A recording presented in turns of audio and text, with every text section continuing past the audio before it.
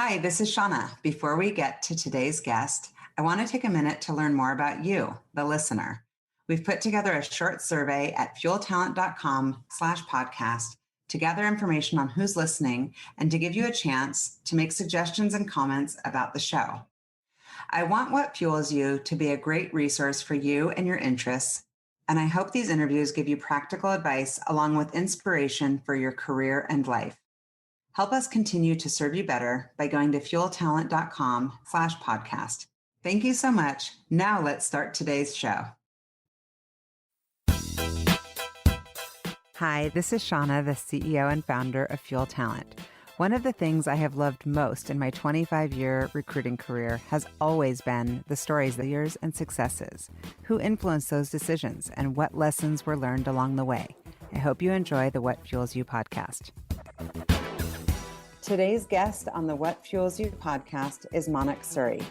Manik is the founder and CEO of Therma, a technology startup whose mission is to help protect our food, health, and planet.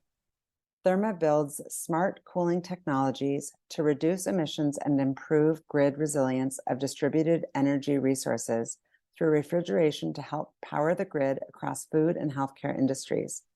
Manik is an expert on climate and refrigeration and has been speaking at international climate events like the New York Times Climate Hub at COP26, GreenBiz Verge Electrify, Techonomy Climate, and Webbit Impact Forum. Previously, Manik co-founded the Governance Lab, an innovation center at NYU that develops technology solutions to improve government. He has been recognized amongst the top 100 Harvard alumni in technology, is a past affiliate of Harvard's Berkman Center for Internet and Society, and previously held positions at global investment firm D.E. Shaw & Company and the White House National Economic Council. Welcome, Manik. So good to see you. Thank you so much for joining. It's a pleasure, Shauna. Great to be here. I'm going to hit you with some rapid fire. What is the last show that you've binged? Just got into this show. It's embarrassing. White Lotus. Oh, no. Everyone's watching that. You're going to make me want to watch it tonight. Okay. 3 words. I know you're a new dad. So 3 words that would describe you as a dad. Obviously, your daughter can't describe you because she's only 1, but how would you describe yourself as far as, I guess, aspirationally, how you want to be as a dad? Aspirationally, I guess I'd say, indefatigable, tireless, and fearless. That's aspirational because I'm terrified of so many things that I never thought about now that I'm a mother. But yeah, that would be aspirational. It's hard, right? I know all of a sudden you're so vulnerable because it's like you've never experienced love like this. Okay. What would the title of your autobiography be? Serendipity and self-awareness, something like that. Yeah. It's kind of hard to know how life is going to unfold. I really used to think I had it all plotted out when I was like 15 or 18. I was sure I knew how to take over the world and do it all. And of course, life doesn't really go how we plan, but so much of what's happened, how life has unfolded, has been serendipitous, partly created, partly unexpected. And I think the thing that's been a continual theme is some sense of like learning about myself. So yeah. It's actually obviously the title of this podcast is What Fuels You, but it is always about serendipity. Okay, so this is kind of a weirder, easier question. I have a long list on this one, but what are some foods that you don't like? I'm smiling because I find myself eating a lot of foods that I wouldn't choose to, but I hate food waste, and my daughter leaves a lot of stuff on the table, so I end up being the guy who finishes everything on the table. Turnips. Still cannot really eat a turnip. It's just never got there. Not a big fan of seaweed. Tried it in a few different restaurants in a few different continents. Just, yeah. I don't know. I didn't grow up eating a lot of seaweed. Never got there. And I don't really like, there's this fruit persimmon. Oh, yeah. it's got like kind of puckering effects on your gums. I just can't eat. My grandmother loves them. Yeah. Okay, so if you were famous as an actor, performer, author, athlete, comedian, writer, like if you could be famous for something, I guess maybe tech CEO, but let's leave that one off. Um, what would you choose? Yeah, I really admire people who kind of work across politics and diplomacy and work across culture in terms of conflict and reducing human suffering. So I guess statesman would be an Mm. ideal that would be an ideal life if I could live a life well lived. I'd look out Is there for. someone in particular that you most admire in that, I guess, in that category? I mean, it's probably cliched, but I really admire President Obama, Barack Hmm. Obama. I really, really admire him as a leader, as a bringer together of people, especially these days when there's so much polarization. I Oh, look at yes. people like him as, can kind of really understand how to connect with humanity across so many differences and erudite, but also approachable. So I Hmm. admire him in a lot of ways. And do you think that you'll ever pursue, this is not my rapid fire, but I got to go there. Do you think you'll ever pursue politics in the future? Your, I It's guess, 4.0, 5.0 career? Life is long, definitely long. I have a few friends who've become elected officials recently. I have a lot of friends who've thought about politics. I go back and forth on politics every political season. It was a time when I was young in high school. All my friends would have said, "Oh yeah, he's going to run for office pretty soon." And then I went into college thinking I was going to go into government after, and ended up not. So I don't know. I guess Yeah. do something meaningful first. I don't really love the idea of politics as a vocation. I really admire politicians who've like actually had an impact on the world first or done something that they can stand upon as opposed to just being professional politicians. So Yeah. anyway, that's me. Yeah, that makes sense. Um, what's your favorite interview question to ask candidates? I guess we can't, maybe they'll listen and then they'll get like heads up, but I'm just curious. I always like that. I like this as like little nuggets of takeaway as I we're, like asking people what motivates you. I find that question, alive in me a lot. So I really like to ask yeah. people like You mean what what fuels you? ironic. I had not made that connection when I answered that. Yeah. But yes, what Just fuels you? What teasing. motivates you? That is Yeah. one of my favorite And questions. what, well, you'll get to answer that at the end of this. Um, and final question, what did you want to be? I'm guessing statesman, politician, but what did you want to be when you were a little boy? Oof. I really wanted to be well, I wanted to be liked. I was a new kid, so I think I moved a lot and definitely wanted to be, part of the in club. But I used to look up to these historical figures like Bismarck and Alexander the Great, thinking they were just these great humans, and so probably I would have said something like, some statesman from history. Mm. And where did you grow up? You said you moved a lot. Like, how many places did you live by the time you graduated high school? I haven't counted in a while, probably like seven, I Oh, guess. wow. Yeah, something like 7. that. Yeah, Was that from your parents' jobs? it was partly their jobs, partly their life choices. My parents were physicians. They'd grown up in India, in New Delhi, in the capital. My grandfathers were both in the army in India, and so my parents had moved around a lot.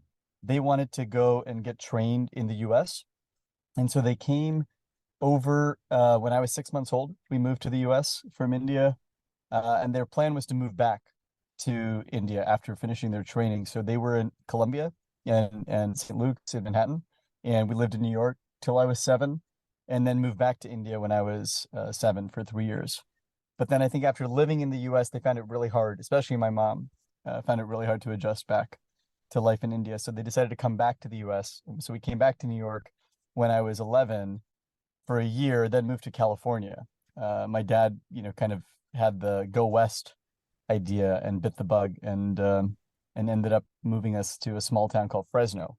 So Oh my God. Wait, so New York, like Manhattan?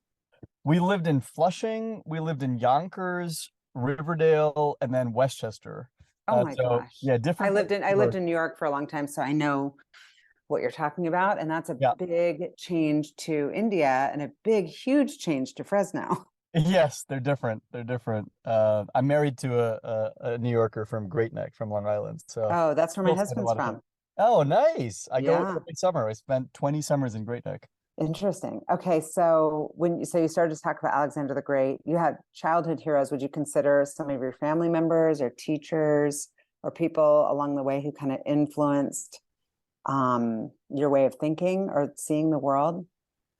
Yeah, I would say definitely I looked up to my grandfather, my dad's dad. He was kind of this larger than life figure and someone who really had a way of being that just resonated with so many things that our family stood for. He was very service oriented. He was a very generous person. He always had a lot of people around in his house, in his milieu. He was a physician, but also did a lot of community work. And so I always looked up to him because he had this way of making it seem um, like life was about more than yourself. Mm, And yeah, and service was a big part of my family culture. Three of my grandparents are physicians, both my grandfather's wow, and my mom's mom, and she was one of the first female physicians in the Indian government. So it was kind of that's incredible. Do you have siblings? I have a brother who's a physician. Yeah, I was gonna say, I was gonna ask that. I was like, okay, so I'm assuming that education was a huge value, and along those lines was kind of pursuing medicine, and was that kind of expected? It was part of the family ethos, if you will. So I came to college pre-med for about 6 weeks and quickly dropped it. But yes, it was definitely part of the family.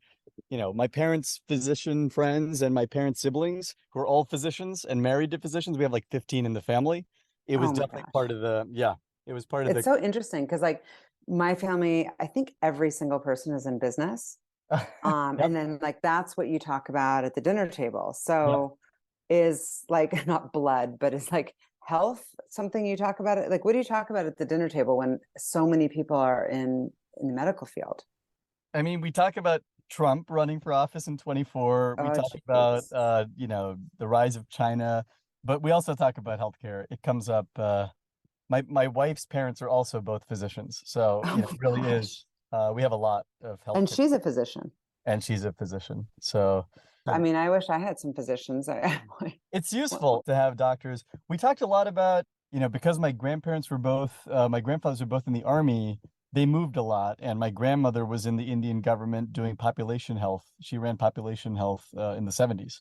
So they talked a Mhm. lot about healthcare and how it can help equalize and help, give people more opportunity. And I saw that a lot with my parents, who are both, worked in low income kind of communities. They worked in the Bronx in the 80s for 10 years. So, Interesting. yeah. And when you moved, how old were you when you moved to Fresno? And I'm guessing that there wasn't a strong Indian culture, Indian population there, or was there? There were a small group of Indian American families. My dad had a family friend, but he didn't really know anybody else in Fresno. It was definitely an adjustment from New York, where we had a lot of family. I moved when I was 11, so fifth grade. So I kind of did fifth grade on in Fresno and went to public school all the way through. But Hmm. yeah, I was in I was in a rodeo or several rodeos. Oh Uh, my God. I learned a lot about just Fresno is kind of the national testing ground for a lot of brands. It's Hmm. very classic Americana. It's a great place to grow up. I tell a lot of my friends, it's a really, really nice place to grow up. It feels like a small town, but it's like 700,000 people. Oh, I And didn't realize it's that many people there. yeah, it has good schools. My high school was a big public, California school, and we had really good sports. Our football team was second in the state. Our tennis team was at one point 15th in the US. So it was like really a really big sports school. But then we also had I took 16 APs, and Oh we had my a lot of gosh. yeah, we had a lot of good academic success. We sent a lot of kids to top schools in California, some to Ivies. So it had this like small town feel, but you could get some of the best opportunities. Lots of access. Yeah. What were you into outside of school? And also with your family, a lot of families who have immigrated that, people, friends of mine, and then also just people on the podcast that I've had, there've been a big mix of people that have shared that their families have either just really quickly tried to assimilate or really tried to hold on to family values. And then that's created its own sense of like challenges and opportunities for kids.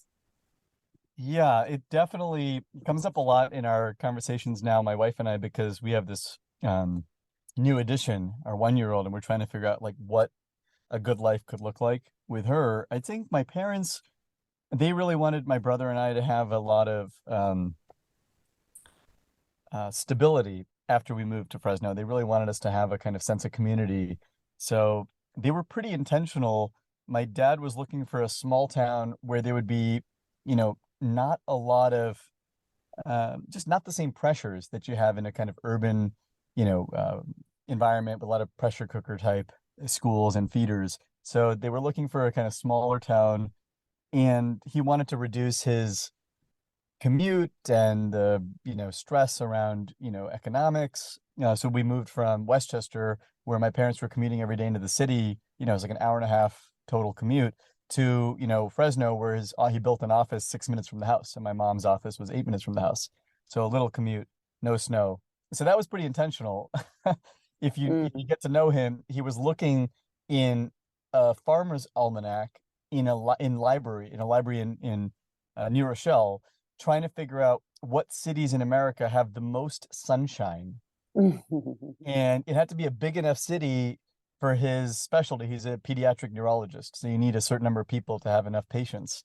So it had to be like an urban enough environment, but he was like trying to figure out, and so he narrowed it down to 3 cities: Reno, San Diego, and Fresno. And so they visited all three, and they felt like Reno was too small and provincial, and San Diego was a little too large and too competitive, and that's how we ended up in Fresno. Well, I With love my that. dad. I love the Uh, intention, but I also love that you know this story. I love that he's shared it with you. yeah, he shared it with us years later. Like I didn't know it at the time. We learned it like 10 years later. And now we talk a lot. I talk to my dad, like quite a bit. It's Yeah, one of those, the older you get, the wiser your dad of becomes. course. Yeah. Kind of Well, thing. and then after, I mean, so were you into sports, music, government? Like what kinds of things did you I did pursue like outside of school? a little bit of the kind of, let's try and do everything. And, I think my parents wanted us to be exposed to a lot of it. So I played tennis pretty competitively through high school. Didn't make the men's team at Harvard. That's the last I played tennis. Ended up rowing crew at Harvard instead. But yeah, played tennis quite a bit. Ran track, um, the 1600, and so that was kind of my last time as an athlete. It's been a while now, but I Those played. are things that that you can hold on to though. Tennis and running are both, lifelong sports. So that's good. I'm trying to get back into it. My wife's been trying to convince me to get tennis lessons in Golden Gate Park. There's a new set Yeah. of courts here, and she's like, just get back out there. Uh, Yeah, it's Actually, at tough. 40, I played in college and I don't play oh, anymore. And I pickleball. pickleball. It's Okay, all about pickleball and ping pong. Those are that's your racket sports. that's great. I'm trying Pickleball. badminton. I just bought a badminton net. I played piano, sax, and clarinet, so I did a Oh, little bit of geez. So music. you were like the overachiever. Well, I'm I guessing you had to was. have been because Harvard, hello, obviously incredibly challenging to get into. Was that like all kind of self-driven? Did you have a teacher who kind of planted the seed, or were you one of those like, that's my goal and I knew what I needed to do to get in? I definitely wanted to go to a top school, but I didn't really know how the college admissions process worked. My wife, we joke because she went to this really competitive public school in Great Neck, which is basically like a private school. It was like fourth in the country for years. And I thought when I was applying to college, I thought Harvard was in New York. Like that's how much I Mm, knew about colleges on the East Coast. I just mm. assumed everything on the East Coast was in New York. So I was like, yeah, I want to go to college in New York. Like Harvard's really famous. Let's apply there. I had not really been to Boston very much. Um, But yeah, I applied, I think thinking I wanted to go into government. At the time I was really interested in policy and government work. And so my mom said, well, why don't you apply to the East Coast? And Stanford was my top choice um until maybe the last year, like my senior year. And then I got into Harvard and decided to go. So Yeah. yeah, it was Good choice. Would you say that like that was the right choice for you? I loved it. I loved it. It's a little controversial. My wife and I met freshman year at Harvard, and my brother went there 3 years after me. And we all went there for grad school as well. So we spent a lot of dollars in Cambridge and a lot of years in Cambridge, Mass. But I loved it. It was some of the best times, and um, yeah, made some great friends there. Uh, so I think I met my wife. So the best thing probably that happened was going to CVS in move-in weekend and running into her. So it was great. That is a good thing. And so you were gonna pursue some sort of job in government. What kind of turned that pursuit? And was that a good program at Harvard, or kind of like did teachers help guide some of those decisions, or who, I guess? I mean, in college, I think it was an opening up to how the world works that really started to change, how I thought about it.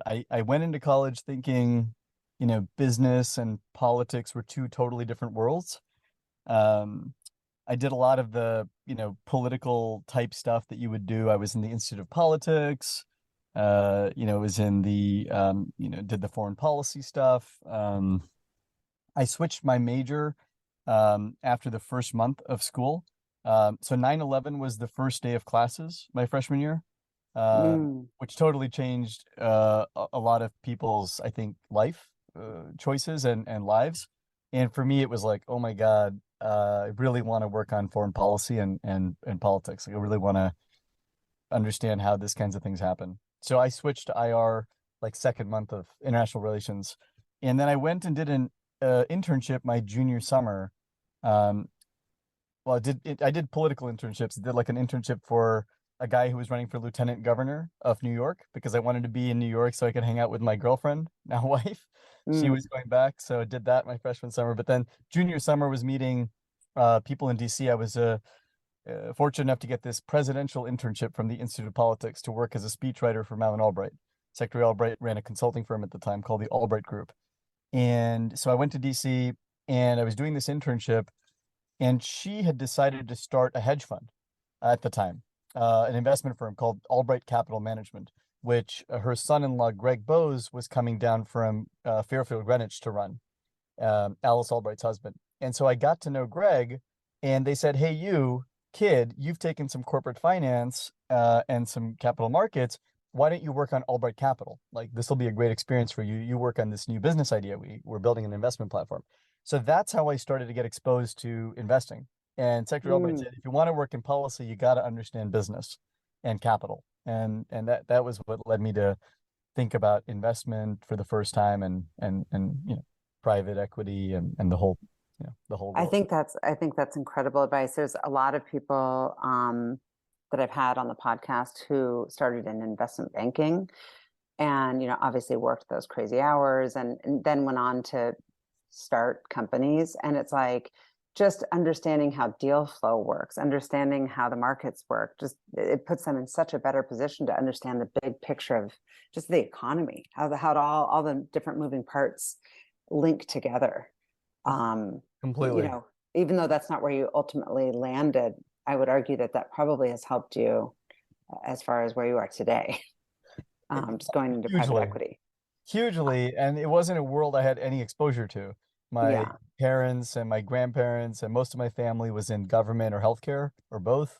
And so it was like business was this black box, capital and finance and business were like, to me, like this very big black box. And I assumed it was all separate, which I didn't realize just how interpenetrated these sectors are and how much it influences so Hmm. many other sectors. So yeah, it was eye-opening.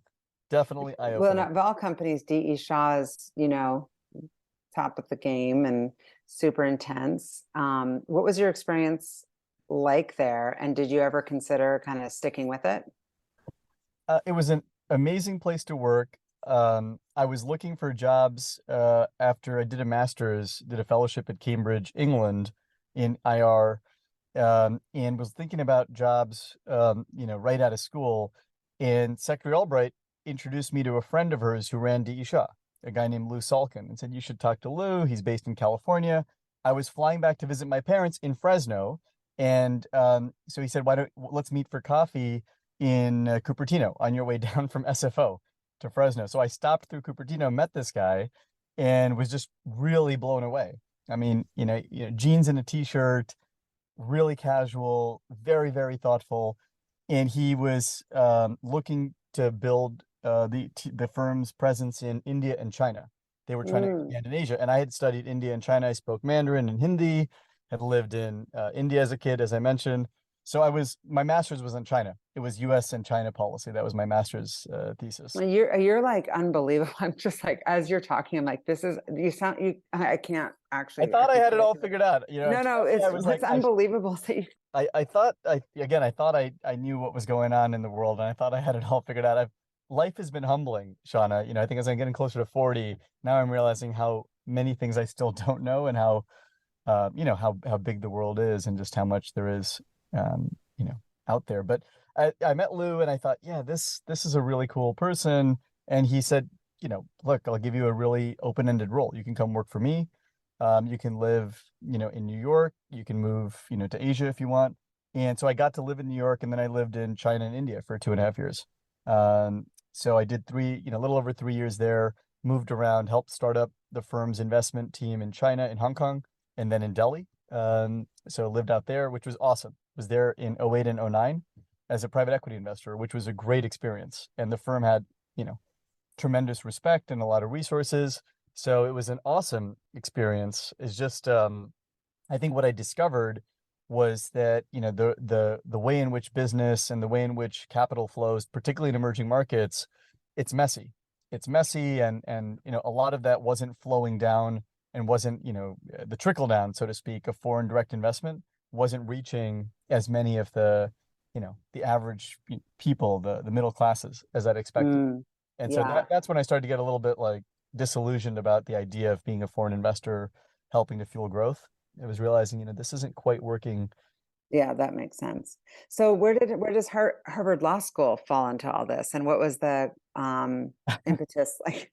They Were were you going getting to make? upset with me. They were getting quite upset. I had deferred in college because I'd gotten it right after my undergrad. I applied my senior year thinking I was going to go to law school.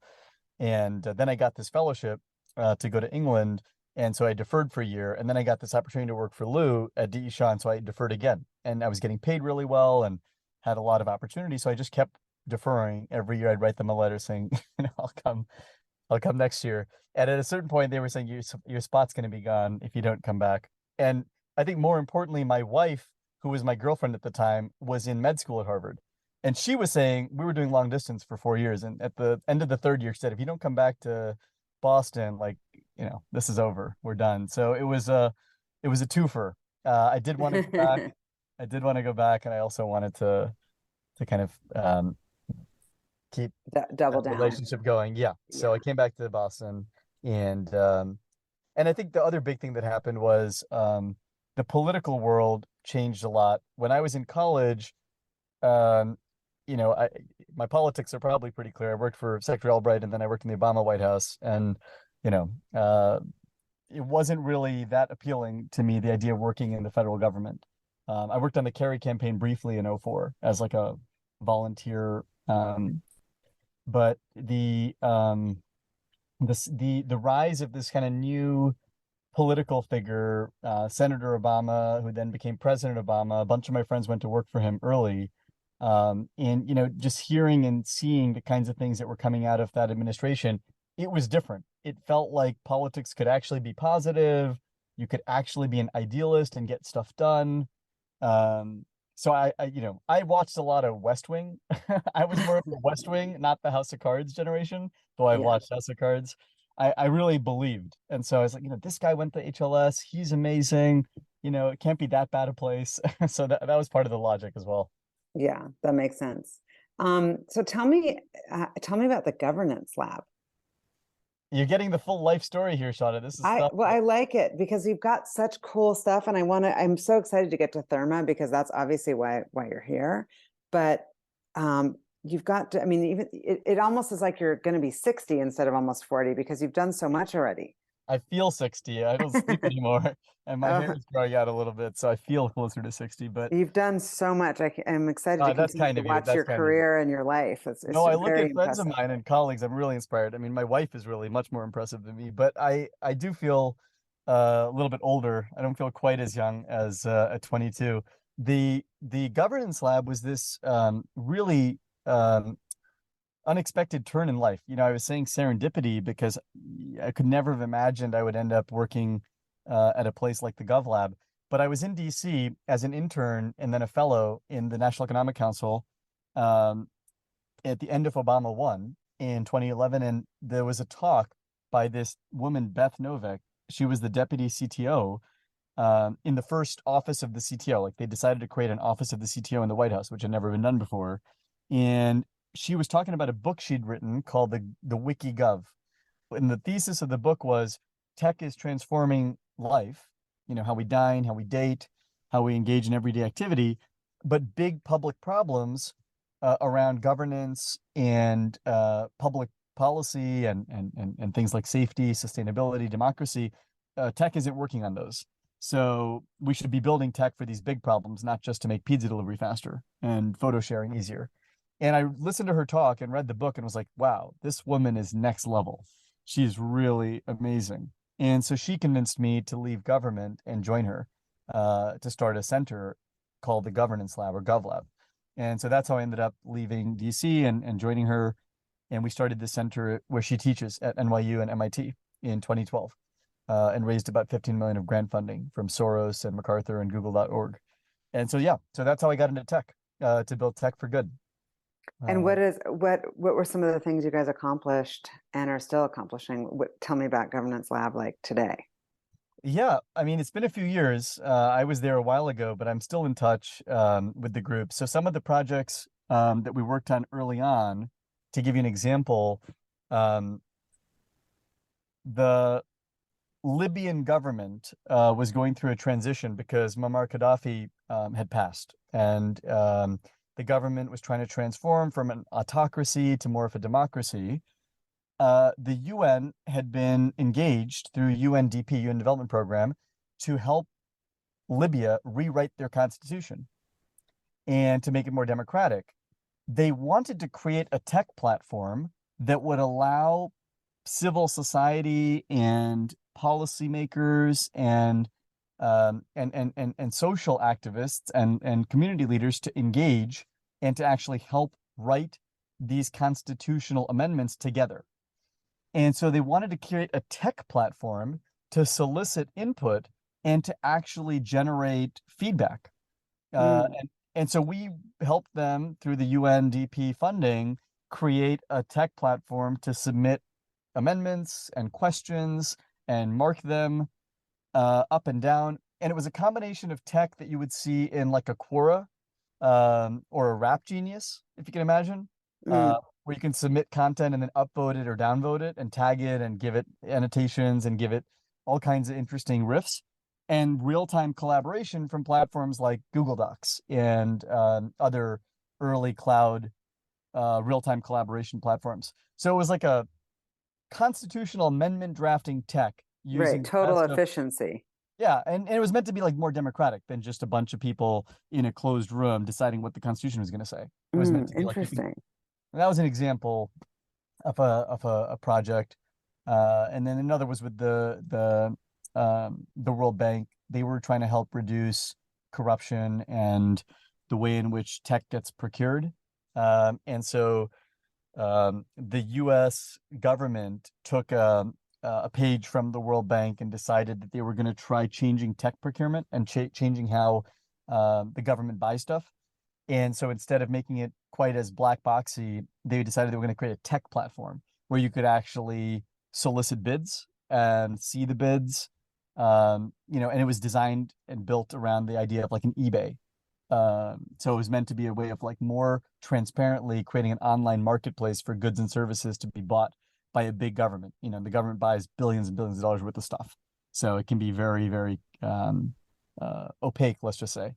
And this is again 2012, 2013. So that No, was no, kind of of course. novel. I mean, these are huge things you guys are accomplishing. It was small projects, but big problems. The big, So that's what I mean, like just crazy things to tackle. it was super inspiring. I mean, that's why I thought, oh, this is the future. I mean, this is a real way to make tech for good. It Yeah. still is. I think they're still working on really interesting problems. There are Yeah. groups around, it's a combination of it. It's a do tank, is I think how Beth describes it. Yeah. And how come you moved on from there? Again, people. Um, Yeah. uh, my third co-founder at the GovLab is a guy named Aaron Cohen, who's my co-founder at Therma. Aaron's 15 years older than me, and he's a New Yorker, and he's an internet entrepreneur. I'd say by training. He's worked in tech since '97. I think this is Mm. his sixth startup. Uh, Wow. yeah, he's like a true He's entrepreneur. got the bug. He's got the bug, or the defect. I don't know. I don't know, but he was teaching at NYU at the time. Beth had recruited him. He was teaching the history of internet media, which he still teaches at NYU every week at the college. And I was like, wow, we're old enough that there's a class on the history of the internet? Like that's crazy. How old are we? And Beth used to joke that Aaron and I were the private sector guys. I had come from D.E. Shaw and had this, short stint, and Aaron was a true tech entrepreneur. Aaron convinced me sitting on the roof deck of his apartment in the city that the real way to make change with tech was to build great product. And his point was, look, if you really want to change the world and make it better, the way to scale impact is through great products. And you can't build a great product alone in a do tank. A do tank is great to bring people together. It's great Mhm. for shining a light on problems. But the best people, we were recruiting great talent at the GovLab, but everyone would leave and they would go to Facebook or Google or start their own tech startup. And part of it was just capitalism, the upside and the equity and the pay that you could get in those kinds of companies you couldn't offer, at a do tank. So we'd get these great people for like 6 or 9 month fellowships, and then they would leave and go back to, or go to these hyper growth tech companies. And so, you can't build great product without great talent. So we couldn't keep any engineering or product or design talent for long enough to build exceptional products.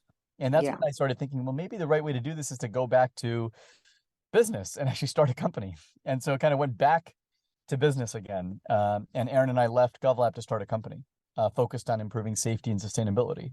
That was that was the kind of two problems we thought, okay, maybe we can build tech for these. And because I had grown up in Fresno, I was really interested in and knew a bit about the food industry. So you'll laugh, but it kind of comes full circle. We were trying to figure out where to work, and safety and sustainability are problems, that touch a lot of sectors. And we were looking at housing, and real estate and food. Chipotle had a bunch of food safety issues and food quality issues that year. That was 2015. I remember that. Yeah, it was in the news a lot, and I like Chipotle like that. Well, Chipotle is in the top three, I think, most popular restaurants is definitely for teenagers. My kids are like all about it. It got me through law school. Like I think half my meals, I think, in law school Yeah. were It's all Chipotle. about Chipotle. Yeah. But they were struggling, and I thought, I can't believe a big company like Chipotle is struggling with food safety and quality. Like, how can that be? And then we started talking to friends in the food industry because I had a bunch of family friends who knew the space, and they said, look, they don't use any tech. It's all paper and pen. It's all manual. There's not a lot of good technology. So I went down to Fresno and I talked to some growers and some distributors, and they said, well, no one from the Valley, no one from Silicon Valley even comes to meet us or talk about our problems or help us solve them with tech. No one even comes here. So then we said, okay, maybe food is the industry to work in, and that's how I left GovLab and started working in safety and sustainability in the farm to fork supply chain. And that was the first tech company I started, which was the precursor to Therma, called Collaborative Inspector, Co-Inspect. Wow. So you've got full circle here, and you're like the tech guy now. Now I'm a tech guy. Yeah, I never Now you're thought the I'd go tech back to guy. business. I thought I was going Yeah. back to government, and now I run a tech startup, which is But kind of you got the bug, you got the tech bug. Tell me about Therma. You founded it in 2019. I know Aaron's your co-founder. How'd you come up with the name and the idea? and the problem that you're solving? Like, tell us about the problem you're solving. Yeah, the problem we're solving is, really the massive amount of waste that happens around cooling, refrigeration, and HVAC. Cooling just causes a huge amount of waste in product spoilage and inventory loss, energy consumed, and then equipment failure. So, those three areas, inventory, energy, and equipment, cost businesses billions or tens of billions, and things are run really inefficiently around cooling assets. I'll tell you more about that. We've kind of learned a lot about the climate and the climate related problems of cooling. But when we got started, the problem we were working on, which came from Co-Inspect, was we were trying to replace pen and paper clipboards with mobile apps. So Mm. Co-Inspect, Collaborative Inspect was meant to be a mobile app to replace a paper clipboard for doing safety and quality checks every day. It sounds straightforward enough, but it turns out it's super hard to convince businesses to go from a paper and pen that they've been using for decades to a structured tool where the data is collected and recorded and timestamped. So Co-Inspect, we were scaling from 15 to 19. We've been scaling it for 3.5 years, got to 5,000 locations. I think I hit 40 states trying to sell it and slowly building that product up. And what we discovered is people were telling us they wanted to replace pen and paper, but they didn't want to have to do work that they were essentially faking for decades. So when on a paper, you can mark everything as done and, say it's all fine at the end of the week or the end of the month. You don't actually have to check it every day. With a mobile app where the timestamp and the geolocation shows you Oh, where and when it's geez. done, it's actually really hard to fake. And so, it makes it way more accurate and trustworthy, but people don't want the extra overhead. So very hard sales cycle. And one of my colleagues looked at me at one point in 2019. This was my colleague, Andrew Hager, who was our head of engineering. And he said, I don't think we're solving this the right way. I think we're making people do work that they don't want to do. We're basically like fighting human nature here. What if we could just automate it? And so we looked at what they were doing, and most of what they were checking was temperature of the products. And he Mm. said, I think we can use sensors. There's a new type of sensor. I think we can use sensors to just automate this so people don't have to check it on clipboards. And that was like an aha moment. I was like, of course that makes more sense. Of course, replacing the work with automation when they don't want to be doing it is better than making them do stuff they've not been doing for decades. So that's how the idea for Therma came into being. It was a let's do this better. Let's learn from the pain of trying to build this product the wrong way. And it So was there's really no other product out there like this, like a device. There are sensors. There've been sensors for a while, but the problem was that refrigeration has really dense insulation. The side of a fridge or a freezer has this aluminum or steel siding, plus the insulation. It blocks signal from getting through. So Ah. Wi-Fi and Bluetooth sensors can't get a signal out. And we were able to use a new connectivity layer called long range radio to get a signal through. That was really Andrew's contribution. He came from IoT and connectivity, and LoRa is fairly new, long range radio. It's a type of connectivity that can push signal through dense insulation. So it only works for certain use cases. You can't push big data packets, so you can't get a video or a photo out. But it's great for things that are like ones and zeros, like a temp or humidity reading. So we were able to use LoRa to push a signal through the inside of refrigeration out reliably and wirelessly. And that allowed us to get continuous readings and create this kind of novel approach. Therma is short for temperature, humidity, energy, remote monitoring application. Oh, Uh, wow. That yeah, seems like an incredibly challenging name to get. Like I feel like it's like, oh, Therma, I've heard of that company. Like it's a powerful name. that's kind of you. Well, hopefully people have heard of us a little bit. They're pretty Yeah. small. Well, We're for 8 people. sure. It's a small team. So what We're has it been? How big are you, and what has it been like starting a company and then heading, global pandemic right after? It was definitely not ideal timing, but I think, things are never ideal in the sense that, life doesn't really unfold exactly how we plan. I think the idea was really powerful. The timing could have been disastrous. We were raising capital in January of 20 for this new product called Therma, and we had a term sheet in February. And then the world fell apart in early March, and every restaurant shut down indefinitely. And Hmm. we were selling to restaurants and hospitality. So you can imagine investor response was subdued, to say the least. Yeah. And half my friends are VCs or PE, folks. I have a lot of friends on the investing side, and people were like, we love you, but like you're selling a new product to businesses that are literally shutting potentially forever. And it was pretty bad. And March was a really, really tough month for the whole world because no one knew what was coming. So we recapped the business. We essentially reset the business and decided to rebuild and rebrand as Therma. So we essentially folded Co-Inspect into Therma and restarted the business in April of 20 and raised a little bit of capital, just enough to keep going. We'd gone through a climate hardware accelerator in Brooklyn called UrbanX, which started Mm. in December of 19. It ended in April with the demo day. And that program really helped us. And then Therma started to take off. Now we've got, we had at least, I think, 100 sensors in the world at the time. Now we've got, I think almost 15,000. We had a couple of customers. Now we've got over 1,000. And are you still selling into the same demographic of, are you expanding beyond? So it's hospitality and like tell me who your target customer is. Yeah, it's changed a bit. We started in 2020 selling in really, in the middle of the pandemic. So in the beginning, the only people who were buying were quick service restaurants. Hmm. Because if you remember back to summer of 20, fast food and quick service were doing really well. Yeah. There were lines at the door at McDonald's and Taco Bell and In-N-Out. Um, and so yeah, so we signed up a lot of fast food chains. We have operators of Domino's, Pizza Hut, Taco Bell, Burger King, McDonald's, et cetera. Then in 21, other industries started coming back and we started selling into universities and education and then K through 12. Now we've got, I think, over 800 schools, K through 12, using our technology across like 85 districts, which is awesome. I love working with schools. And we sell to a bunch of industries now. We've got amusement parks, casinos, hotels, hospitals, and supermarket, grocery. But a lot of those industries were really shut in 2020 and even into 21. So yeah, took us a while to start seeing other opportunities beyond restaurants. It's all farm to fork, I'd say at this point. It's almost entirely the food supply chain. Yeah. Very cool. And so tell me, what's the business model?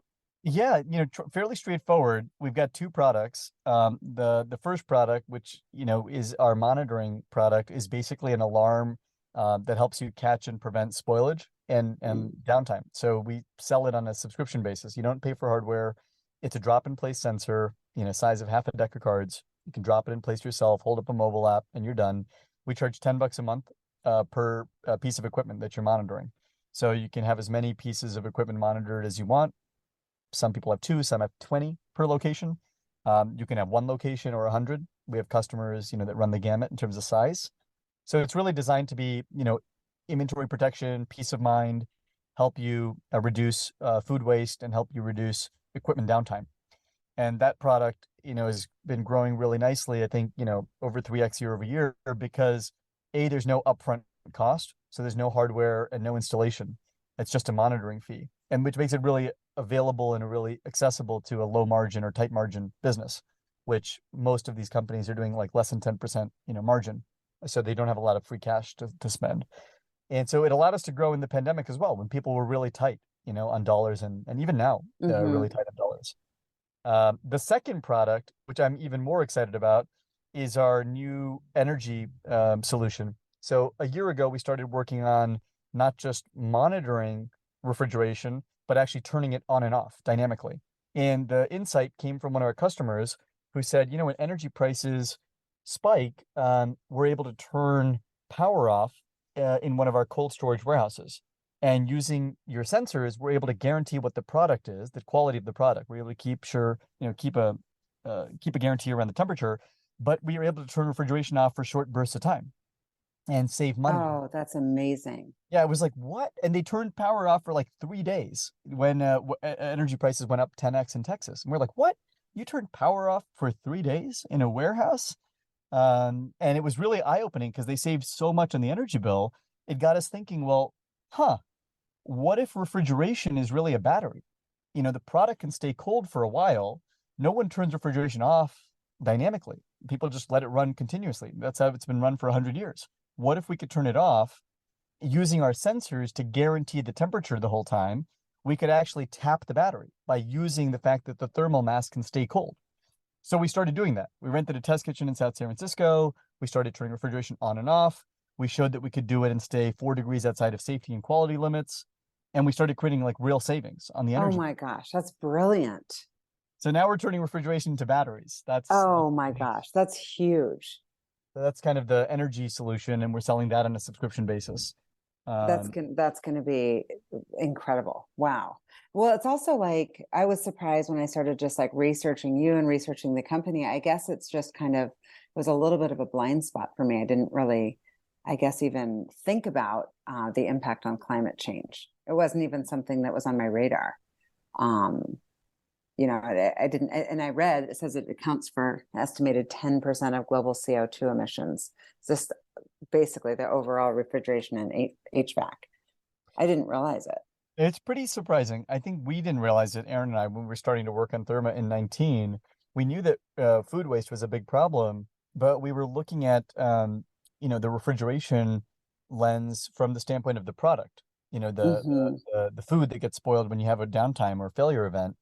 What we discovered was we were one of my early investors in Co-Inspect is a guy named Chuck Templeton.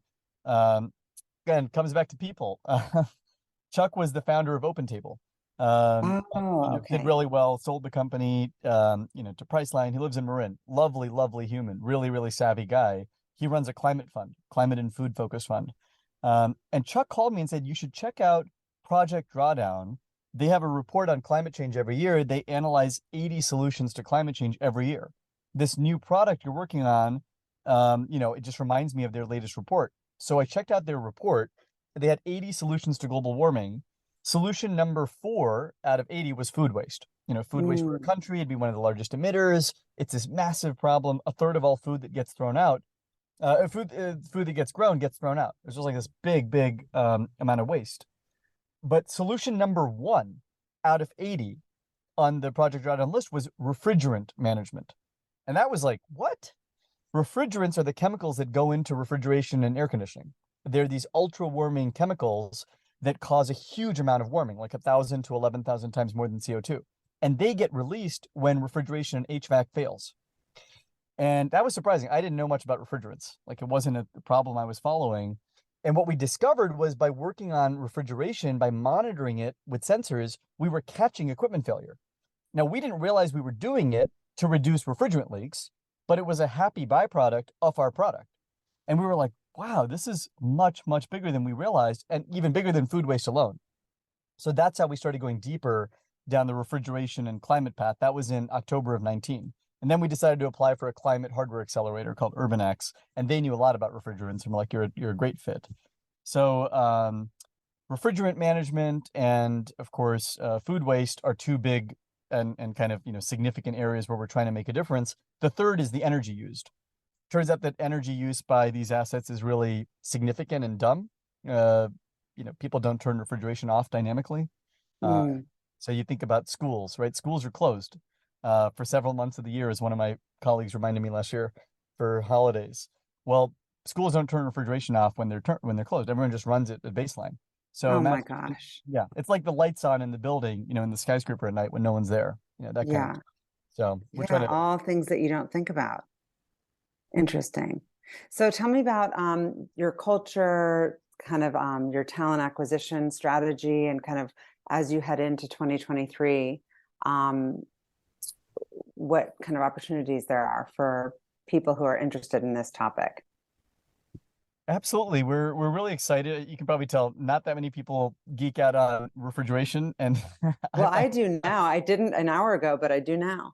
awesome. I appreciate that. I joke that Yeah. my job is to make cooling cool. Like that's what I've got to do now. Well, But you're cool, so I think anything's cool that you talk about. So, that's kind of you. That's very yeah. kind of you. You haven't met my wife. She would disagree, but I think my daughter still thinks I'm cool. We'll keep that going as long as we can. The company's growing. We're about 80 people. We're based out of the Bay Area. We have folks across the country. We've got a dozen open roles. We just closed a Series A, which is going to be announced in the next probably few weeks.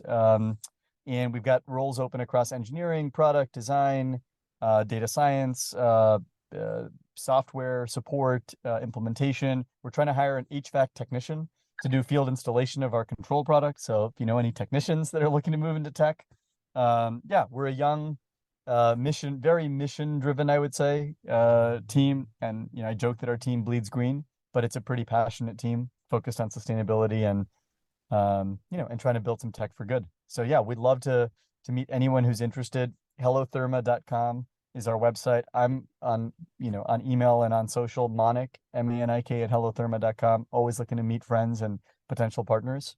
So tell me a little bit about the culture and what makes someone successful there as far as attributes.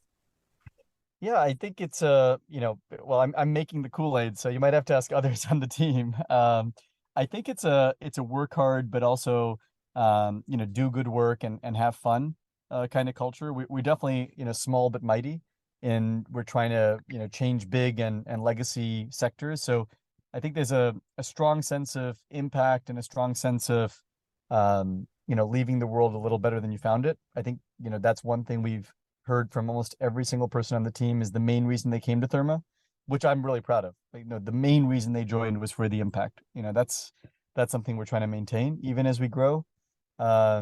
It's probably a team that's a little more hands-on. We meet once a quarter. We do a fly-in. We fly out everyone for quarterly on-site. We have an office in San Francisco. We try and be personal, know each other. We're trying to maintain that sense of family and camaraderie, even as we're growing. It's a super interdisciplinary team. We've got former chefs, former Olympic athletes, folks that were EMT techs, people that came from journalism. Wow. Got randos like myself, who've done a little bit of everything and not much of anything. So yeah, it's a fairly multifaceted group, I would say. Yeah. Love it. So tell me about you personally, aside from trying to survive the sleepless nights with an relatively new baby at home, what do you do to kind of unwind and set yourself up for a good, productive week at work? It's a good question. I was thinking about that over the holidays, how to reset and be really grounded. I think a little bit of Peloton, a little bit of working out. Yeah. Probably aside from zoo and park, which are like a big part of my vocabulary now, I get to see family, and friends a decent amount. So, still like to go out occasionally, less and less, but San Fran's pretty fun to go out hiking and go out on the water. So yeah. Yeah. Yeah. Love it. Okay. So my final question is, what fuels you? I think it's a moving target, definitely. I used to be much more motivated by, what I wanted other people to think of me. That's probably what motivated me most when I was, a teenager or coming into, young adulthood. And now I think it's more about, what kind of world will my daughter grow up in? I think about that a lot. Like, will she get to do? I've been very privileged. I've been really, really fortunate. My parents gave my brother and I a lot of opportunity. I think I've been to 100 countries. I've traveled a lot, done some really fun, cool things. And I worry a little bit about the world that the next generation is inheriting. Is it going to be as, as amazing as, have as much possibility in it? So yeah, that's probably what motivates me is trying to make sure that the world she grows up in is, has as much possibility. Thank you for listening to the What Fuels You podcast. Be sure to subscribe, rate, and review on iTunes, Google Podcasts, or Spotify, and follow us on social media to keep up with the latest news and episodes. You can also contact us at podcast@fueltalent.com to provide feedback, ask questions, and share topics or guests you would like us to cover in the future. We hope you feel inspired by our guests and that we have helped fuel your day. Join us next time for another episode of What Fuels You.